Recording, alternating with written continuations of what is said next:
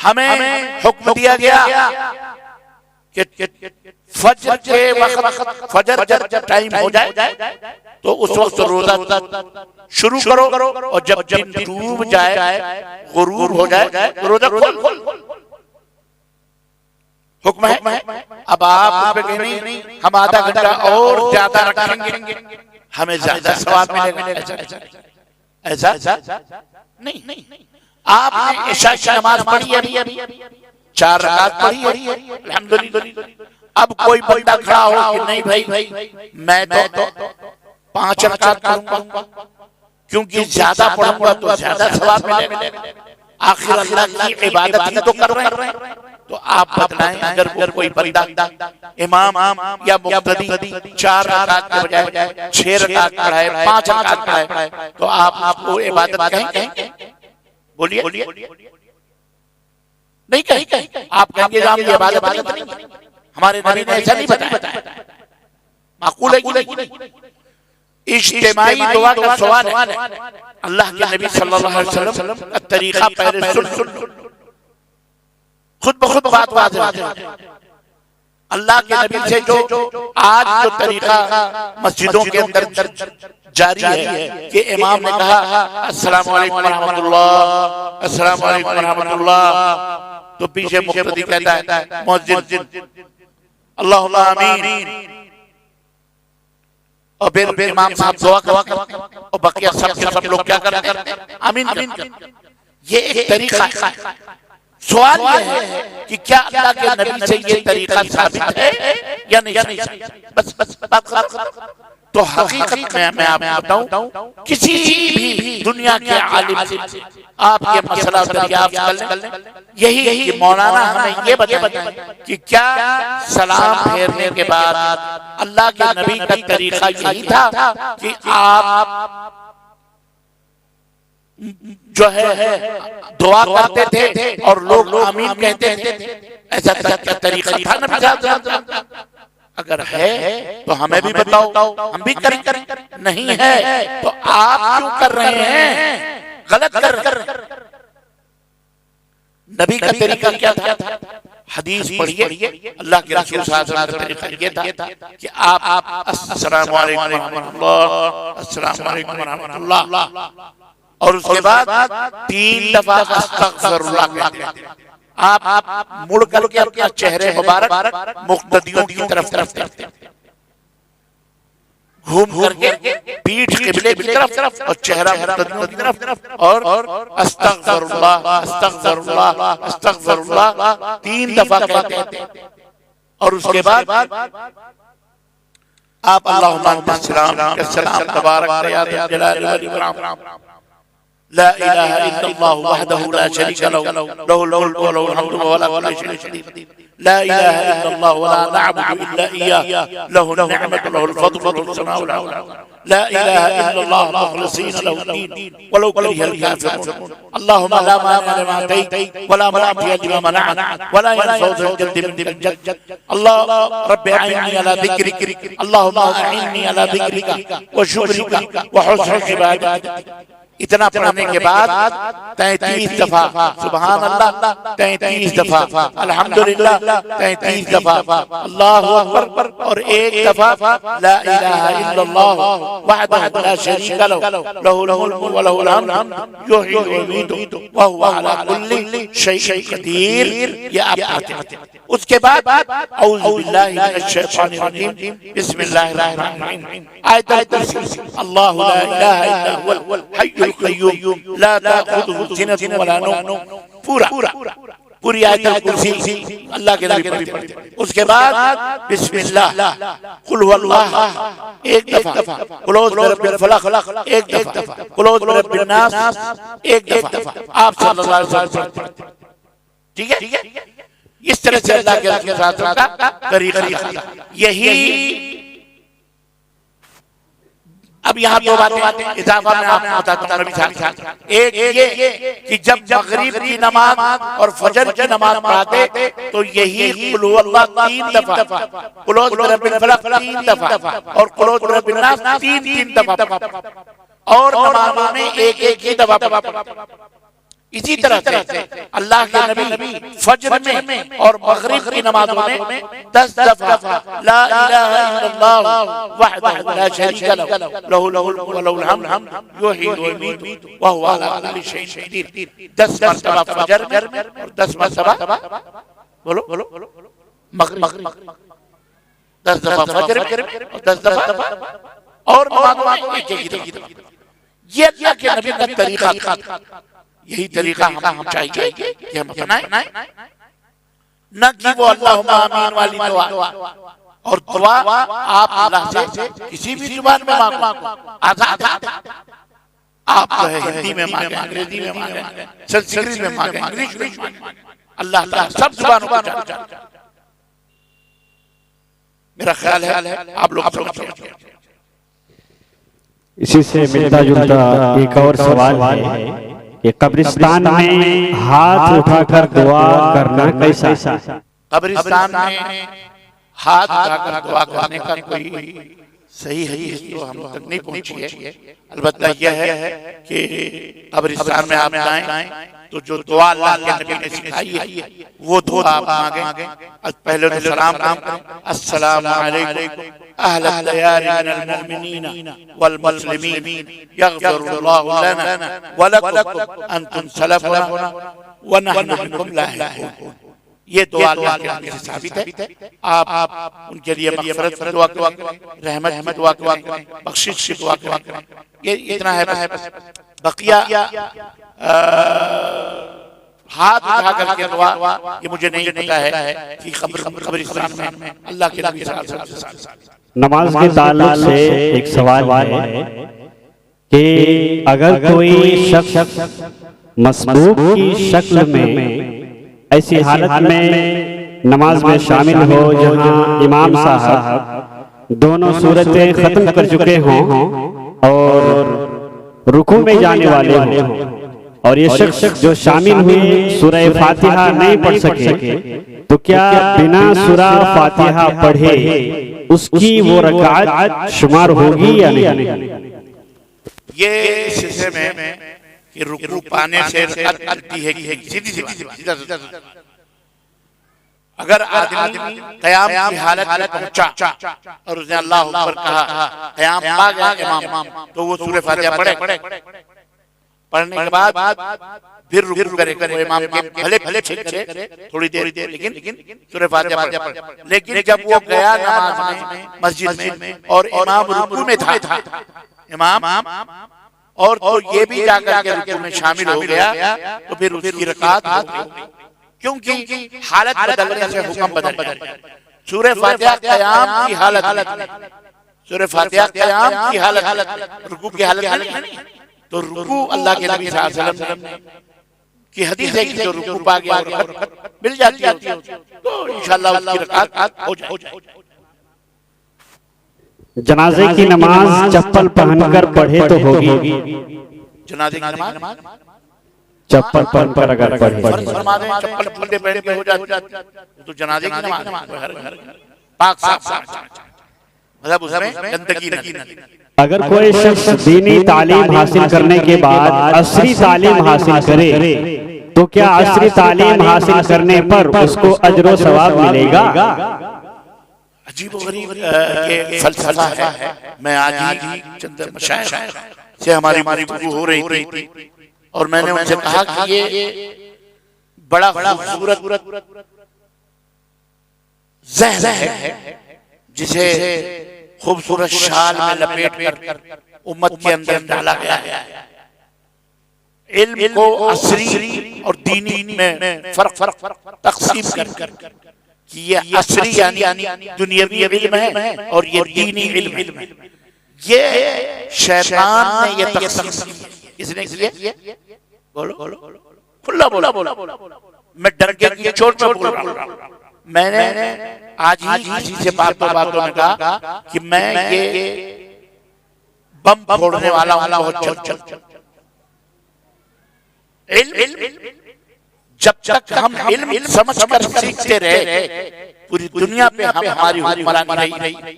और जब शैतान ने अपने कुछ गुर्गे पैदा करके और उनको अलग अलग टोली बना दी। तुम्हारा इससे कोई ताल्लुक नहीं है, तुम बस यही रहो, मुसल्ले पे बैठेंगे दुआ करो,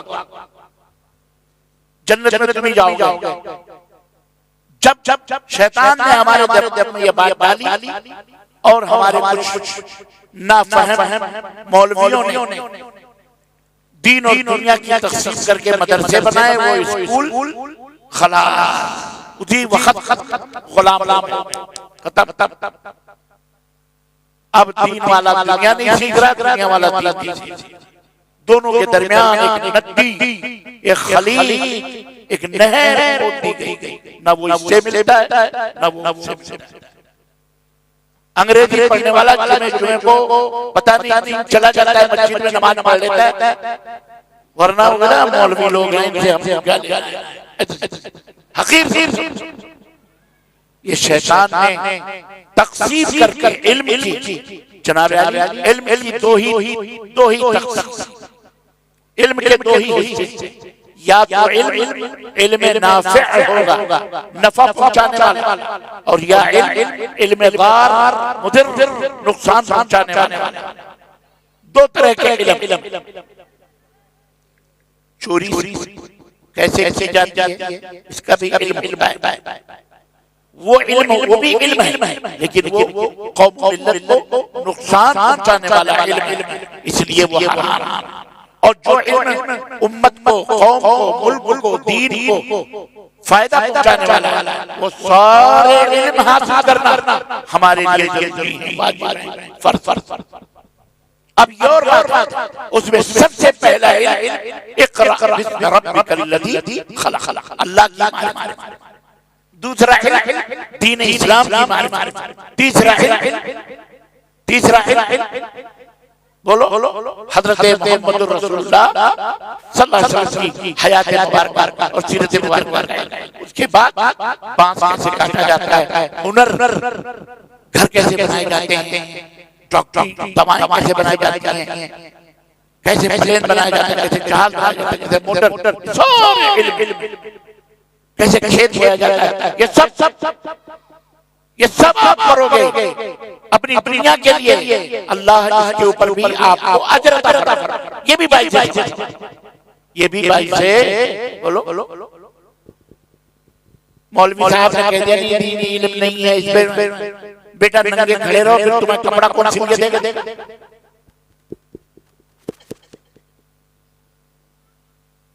पेशाब खाना करके बैठे रहो, लोटा है तुम्हें पता ही नहीं लोटा कैसे बनाया जाता है, तो मोहताज हुए ना,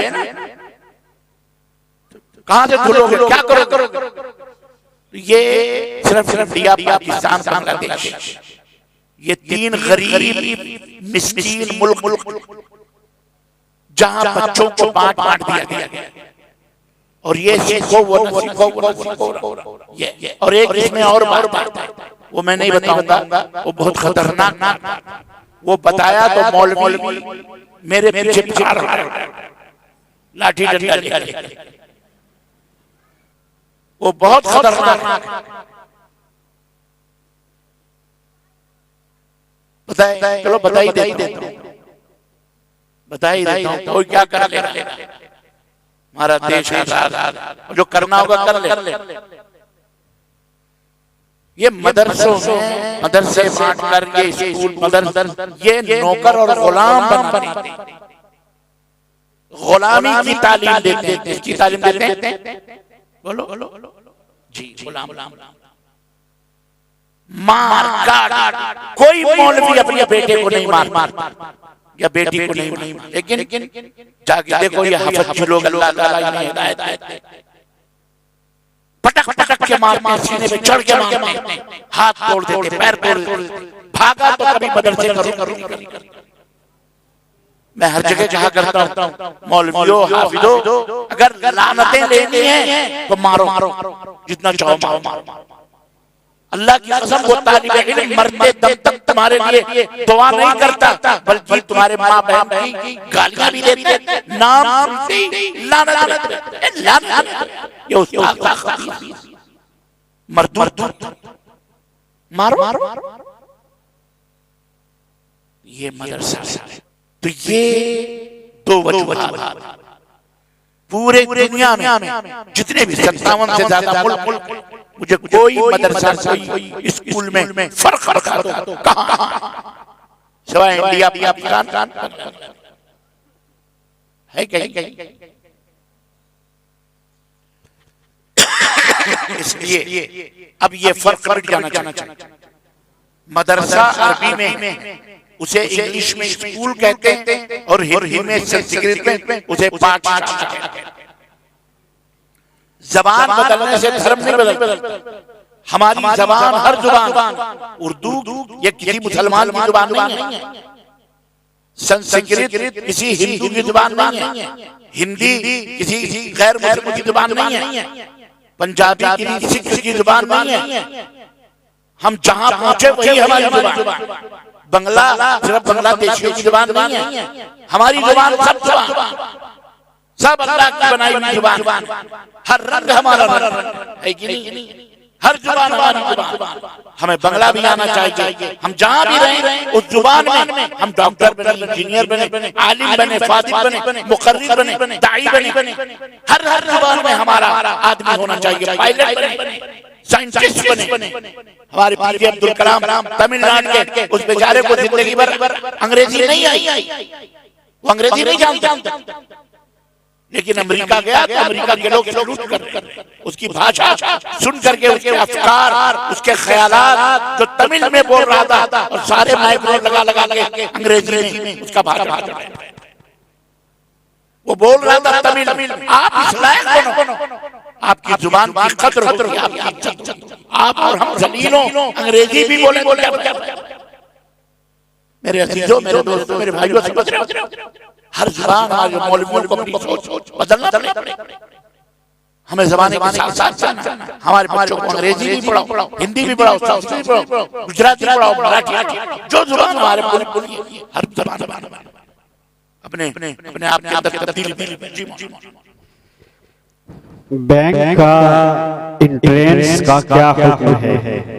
इसी तरह बैंक के जो डेबिट कार्ड, क्रेडिट कार्ड का इस्तेमाल करते हैं उसका क्या हुक्म है? बैंक के जो सूद इंटरेस्ट मिलते हैं, समझ में आ गया? ये इतना बड़ा गुनाह है कि खिलाने वाले पर भी गुनाह, खाने वाले पर भी गुनाह, लिखने वाले पर भी गुनाह और उसके ऊपर गवाही देने वाले पर भी। आज लोग सोचते हैं सिर्फ लेना ही हराम नहीं, लेना भी हराम, देना भी हराम, गवाही भी देना हराम, उसमें नौकरी छोकरी करना भी हराम। अब अगर अच्छा बैंक से कारोबार करना हराम, असल वही। जैसे ये तस्वीर चल रही है, फोटो, ये हराम है। इस्लाम के अंदर ये हराम है। अब आप कहोगे मौलाना आप तो उसी के साथ बैठे हो और इतनी जुर्रत के साथ आप कह रहे हो हराम है। जी इसलिए कह रहा हूं, इसलिए कि मुझे पता है कि कोई भी चीज हलाल कब हो सकती है और हराम कब हो सकती है। अगर यही फोटो हराम चीजों के लिए इस्तेमाल हो, यही कैमरे हराम काम के लिए इस्तेमाल हो तो यह, लेकिन हलाल के लिए इस्तेमाल हो तो ये फोटो क्या है? बोलो हलाल। आप हज करने जा रहे हैं, आपको फोटो की जरूरत पड़ी तो क्या है वो? खिंचाना और देना क्या है वो? इस्लाम के अंदर हलाल। बस उतनी हद बात समझ में आई? बैंक के अंदर कोई भी लेन देन करना हराम है, बिल्कुल इसी तरह। लेकिन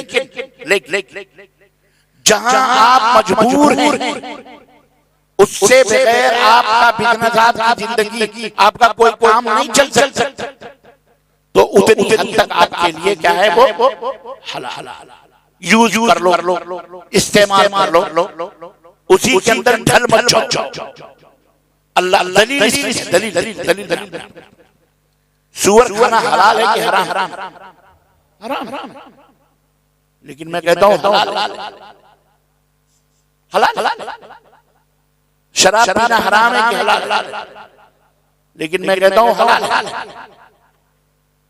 जी अब कोई भी देती इसी में कट करके और लोगों को गुमराह करे। देखो तुम्हारा मौलवी कह रहा है सुअर का हलाल, रब्बानी बोल रहा है सुअर का हलाल, शराब पीना हलाल, वहाबियों के यहाँ सुअर भी हलाल और शराब भी हलाल।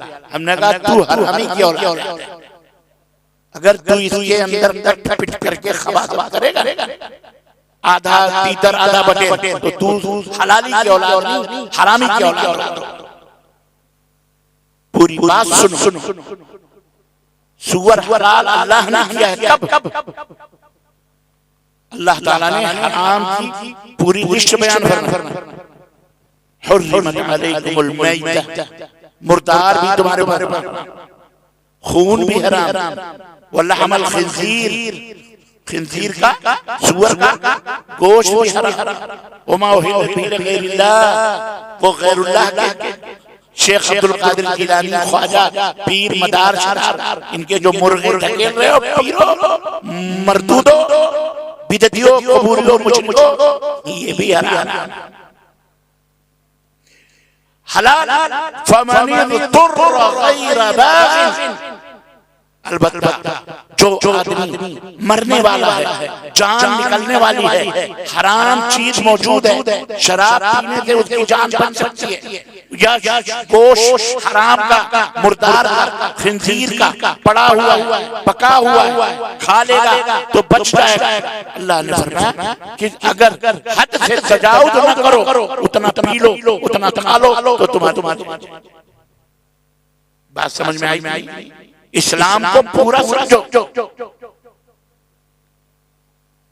इसी तरह से अल्लाह रब्बुल इज्जत ने कुरान करीम में एक आम हुक्म फरमाया, क़द फस्सलना लकुम मा हर्रमा अलैकुम इल्ला मा तुरिरतुम इलैह। ऐ मेरे बंदो, जितनी भी हराम चीजें दी हमने तफसील के साथ तुम्हारे ऊपर हमने बताया, ये हराम इल्ला ये हराम इल्ला मदतुरतुम, इल्ला ये कभी तुम मजबूर हो तो वो तुम्हारे लिए इस्तेमाल वाला क्या हो जाए? बोलो तो बैंक से आप जो लेन देन करें अपनी जरूरत के लिए, उससे ज्यादा सूद हराम होगी। ठीक है। नंबर दो, स्वाद में यह है कि वो अगर मिलता है तो करें तो क्या? जो सूद हमें मिले उस सूद के पैसे से मुसलमानों के लिए नालियां बनवा, किसी गरीब को दे, किसी के लिए क्या कहते हैं आम मुसलमानों के फायदे के लिए कि गरीब को, मिस्कीन को, किसी को दे दे, कपड़े लत्ते बना करके पहन लेगा, ओढ़ खा लेगा, उसके लिए चाहे। लेकिन तुम्हारे लिए सूद वो पैसा खाना क्या हो जाए? ठीक है।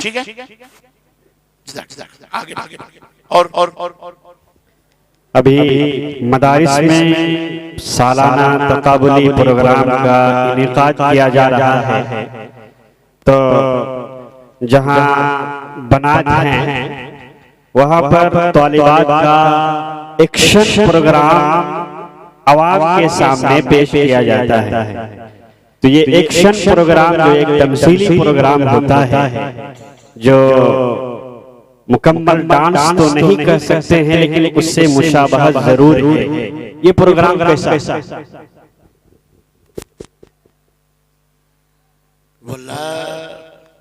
नाचने गाने का अगर प्रोग्राम है तो हराम है। अगर कोई ड्रामाई तमसीली कोई प्रोग्राम है, मसलन पर्दे के साथ, और कोई प्रोग्राम अगर बच्चों मतलब जिम्मेदारान के साथ, यानी कि पब्लिक स्टेज पर जिम्मेदारान बैठे हैं, और अगर कुछ इस तरह के नाटिया प्रोग्राम हो रहे हैं, तकारीर के प्रोग्राम हो रहे हैं, तो उसमें कोई खबार बात होनी चाहिए। लेकिन जैसा कि आप बता रहे हैं डांस वगैरह, तो ये तो एक्शन। अच्छा वो इशारे किनाए भाई तो हमें आप यहाँ के उलमा से पूछिए, ये जो करवाते हैं। डिजिटल करेंसी के बारे में सवाल आया है कि अभी समाज और माशरे में डिजिटल करेंसी खरीद और फरोख्त का बहुत चलन हो चुका है, इसका क्या हुक्म है? मुझे नहीं जानना ये कौन सी करेंसी। हम इंडियन करेंसी जानते हैं और ये सब मुझे ये सब ख्याली है। दस्तारबंदी करवाना मदारिस में, दस्तारबंदी करवाना ना कोई दीन है और ना कोई इसमें अजर शरफ, ये एक रस्म। और जो बरसात से अहले इल्म के दरमियान जो उलमा होते थे पगड़ी उठा करके अपनी पगड़ी शागिर्द को बांधते, तो ये इस माना कर होता था कि मतलब अब ये शख्स जो है इस बात का अहल हो चुका है कि लोगों को दीन इस्लाम की बात बता सकता है, एक गारंटी हो। जैसे आजकल सर्टिफिकेट दी जाती है कागजों, तो उस जमाने में कागजों की सर्टिफिकेट तो नहीं होती थी, पगड़ी होती, पगड़ी उठाई डाल दी, हाँ भाई ये मौत, समझ रहे? तो वही दस्तारबंदी है और कुछ नहीं, ये कोई दीन का काम है और ना इसमें कोई अजर है ना कोई सवाब। पगड़ी बधाओ तो भी आलिम, ना बधाओ और पूरा लो तो भी आलिम। खेलों में जो जीतने वाले को रकम मिलती है, पैसे मिलते हैं, उसका क्या हुक्म? खेल में कौन से अगर वो खेल शराइत पर है कि जो जीतेगा उसे 1 लाख मिलेगा और वो 2 ग्रुप अगर खेल रहे हैं उसमें जो जीतेगा हारने वाला 1 लाख देगा, तो ये शर्त। लेकिन कोई आदमी है, कोई कमेटी है, कोई लोग हैं खिला रहे हैं और ये कह रहे हैं कि जो इसमें जीतेगा उसको इनाम मिलेगा, तो ये जाए, इसमें कोई हर्ज। लेकिन शर्त लगाना 2 ग्रुप का कि चलो हम दोनों क्रिकेट या फुटबॉल या जो भी खेल कबड्डी शबड्डी जो जीतेगा वो 1 लाख देगा, जो हारेगा वो 1 लाख देगा उसको जो जीत जाए। तो ये हर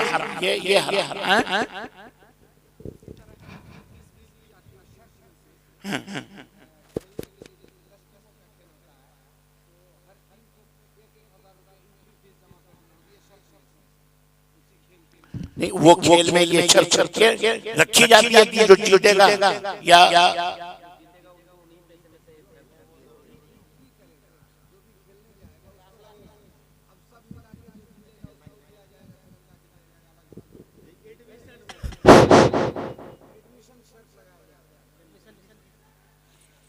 अच्छा खेल में हिस्सा लेके अच्छा मतलब आप खेलना चाहते हैं, अगर आप जीते तो आपको इनाम मिले, तो उसके लिए पैसे अस्सलाम वालेकुम। शेख असल ये है हमारे इधर वो खेल 10 टीमें आती हैं, उसमें से हर एक टीम से उस खेल में दाखिले के लिए 1000 रुपये हर एक टीम से ले लिए। ये कहा नहीं जाता कि इसमें से आपको इनाम मिलेगा, क्या मेरे जैसे कुछ नहीं कहा। अच्छा एंट्री फीस जैसे आपने जलसा किया अपनी होटल आपने खोला, उसके अलावा कमेटी की तरफ से भी और भी उसमें खर्च हो जाता है। 10 टीमें हैं 10,000 आ गए, उसके अलावा कमेटी से भी 5,000 7,000। नहीं अभी इसकी बात है, मिसाल अभी आपने ऐलान किया, उसके बाद जो 2 टीमें जो फाइनल पहुंचती है उसको इनाम दिया जाता है। समझ अभी आपने जो होटल का ऐलान किया कि रियायती दामों में खाने खिलाए जा रहे हैं, जो लोग जलसे में इंटर होंगे वो पैसे दे करके हैं। अब खेलना खाना चाहते हैं तो पैसे दीजिए, तो कोई हर्ज नहीं, अगर ये जायज है तो भी जायज, और ये यकीनन जायज है तो भी जायज।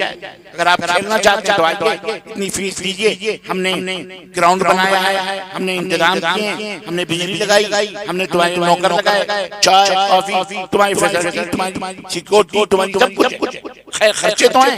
तो आप खेलना चाहते हैं आइए, इतने पैसे जमा कीजिए, उसका इनाम कोई मतलब तो कोई हर्ज नहीं, ये बिजनेस नमाज के ताल्लुक से मेरे हाथ में 2 सवाल हैं। इसके बाद मैं ये कहना चाहूंगा कि इसके बाद मैं आपसे कोई सवाल नहीं लूंगा। एक हैदर अली है कोई, उनकी तरफ से ये सवाल है कि मैं कहीं बाहर पढ़ता हूँ और मजबूरी की वजह से मैं रूम ही में नमाज पढ़ता हूँ, मैं मस्जिद में जा नहीं पाता हूँ, तो क्या मेरी नमाज होगी या नहीं? अगर आप इतने मजबूर हैं, मजबूरी आप जानते हैं, मुझे नहीं मालूम, तो नमाज तो हो जाए, नमाज हो जाए, आपकी नमाज हो जाए। अल्लाह बताइए है जो सवाब है जमात के साथ नमाज पढ़ने 27 दर्जे का, वो कब हो, लेकिन नमाज हो जाए। दूसरा सवाल है कि एक शख्स मुस्लिम घराने में पैदा होता है और बलोगत के बाद वो नमाज शुरू नहीं करता है, उसकी उम्र जब 40 या बहुत ज्यादा हो जाती है तब जाकर के वो नमाज पढ़ना शुरू करता है, तो बलोगत के बाद जो उसने फर्ज नमाजें नहीं अदा की उसका क्या होगा? उसका हुक्म यह है कि वो अल्लाह से तौबा करे सच्चे दिल से कि अल्लाह जो हमसे हुआ नादानी में गलत से हुआ, अल्लाह मैं उससे तौबा करता हूं। अल्लाह गफूरुर रहीम, इंशाअल्लाह अल्लाह ताला माफ करने वाला है। और फिर इंदा के लिए नमाज ना छोड़ पाबंदी के साथ दुआ, तो अल्लाह ताला उसे गुनाहों को माफ करेगा इंशाअल्लाह। जी जी जी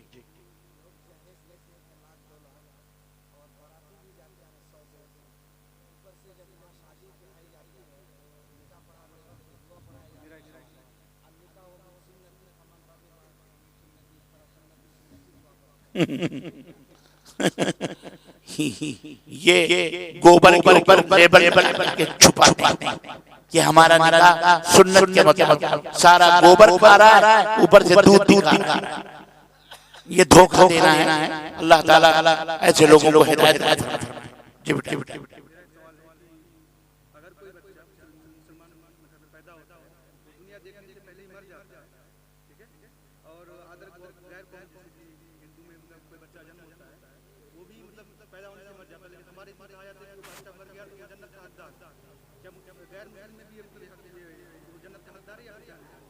नहीं, अल्लाह के सवाल नौजवान ने किया हुआ है कि हमारे यहाँ बच्चा पैदा होते ही मर जाए, तो उसका हमारे यहाँ ये ज़हन है, अकीदा है कि वो जन्नती, जो कुफार के यहाँ बच्चा पैदा होता है उसके बारे में क्या हुक्म? तो उसके बारे में अल्लाह के नबी सल्लल्लाहु अलैहि वसल्लम फरमाया कि वो भी जन्नती होगा, वो भी जन्नती होगा।